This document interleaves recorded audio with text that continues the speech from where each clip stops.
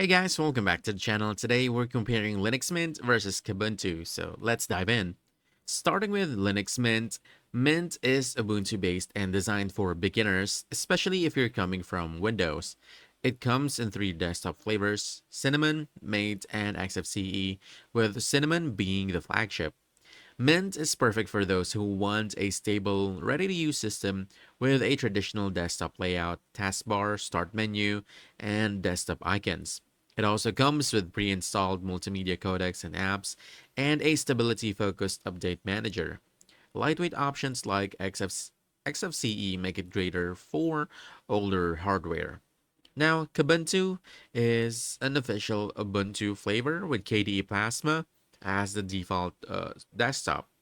KDE is highly customizable, visually polished, and packed with modern effects, widgets, and themes. Kubuntu is ideal if you want Ubuntu reliability with a sleek, feature-rich desktop. You get full access to Ubuntu repositories, PPAs, Snap, and Flatpak, plus a desktop that looks good and performs well without being heavy. In terms of workflow, Linux Mint is traditional, simple, and beginner friendly. Minimal configuration just works. While Kubuntu is modern and customizable, perfect if you like tweaking your desktop, advanced features, and elegant visuals. So, which one should you actually choose?